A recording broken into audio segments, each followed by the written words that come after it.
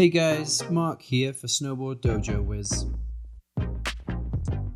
I'm a Cassie certified instructor who's been teaching for the last 10 years, and I wanted to share some of my experience with you to help you prepare for your first day on snow. Preparing yourself well in the morning before a day of snowboarding can make the difference between having an okay time and a great time, or even leaving the mountain with a big smile on your face or an injury. There are so many factors to consider: the temperature, the wind, sun, snow, rain, light levels, snow conditions, your equipment, and your own physical shape. So let's start with your equipment. Do your boots fit? They should fit nice and tight with your toes able to touch the end of your boots but not be crushed against them. Then your boots will fit into your bindings, but can you tighten them to fit snugly onto your boots? Consider that the tighter your boots and bindings, the more efficient your movements will be at manipulating your snowboard.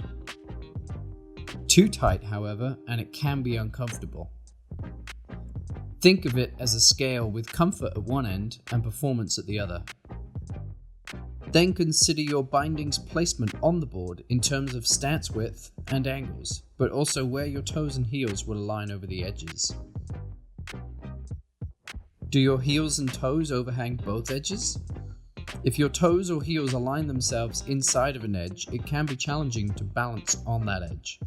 It's easier to balance over an edge when more of your foot overlaps that edge, but too far and you'll be much more likely to drag your heels and toes in the snow and be made to fall. So aligning with a small overlap of around an inch over both edges will allow for a well-balanced setup. As for angles, we can start with some fairly mellow angles of +9 and -9 for our first day before we develop ideas of what feelings we like in snowboarding and how our stance can best suit that riding style. The width of our stance can vary, but try setting up your board the night before you go and changing stance widths with the knowledge that a wider stance is more stable but limits your mobility, and a narrow stance is less stable but allows for greater mobility. Even consider your forward lean on your high backs, a factor much overlooked by many riders but can make a huge difference to your riding. When you push your calves back into your high backs, this tips your snowboard back onto its heel edge. So if there is a big gap between the back of your boot and the high back, consider adding forward lean to, again, minimize wasted movements. Now have a look at your board's length. The longer your board, the more stable it is. The shorter your board, the easier it is to turn. So ideally, your board should stand at a length between your chin and your nose. Is your board waxed properly? Does your board look dry across the whole base of the board? You can tell as your board's base should be of its intended color. Look along the base near the edges in particular. As these parts of the base will be in contact with the snow the most, they will become driest fastest. It might look like your board is developing a white rash.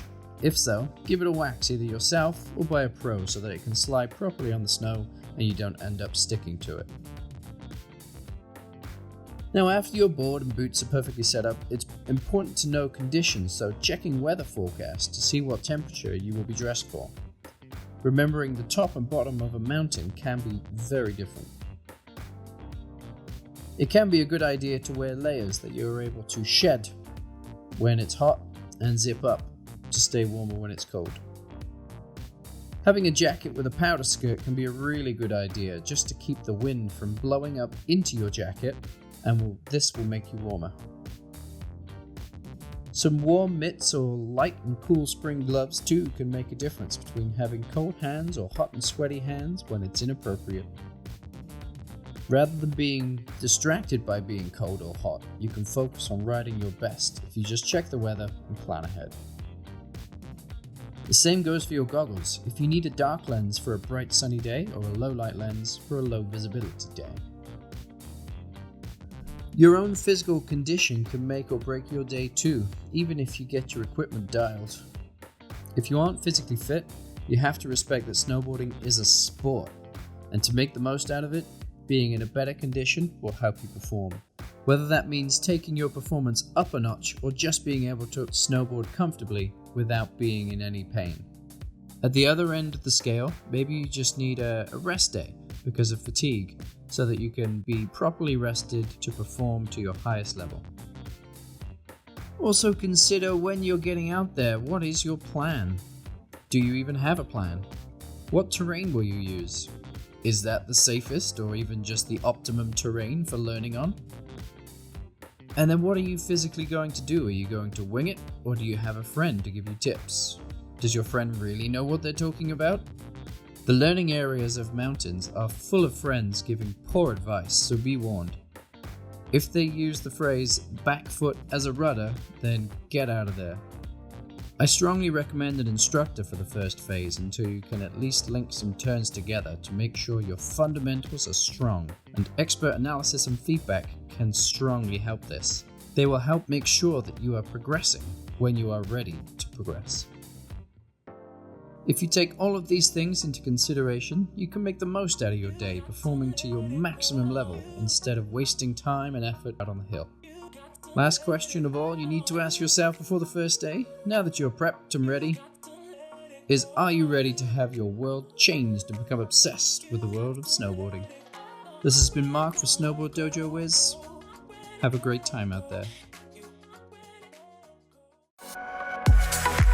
Please don't forget to like and subscribe to our channel, and feel free to leave your comments below. Watch all our tutorials by subscribing to the online training program from our website. Thanks for watching. Snowboard Dojo Wiz, your snowboard coach from Canada.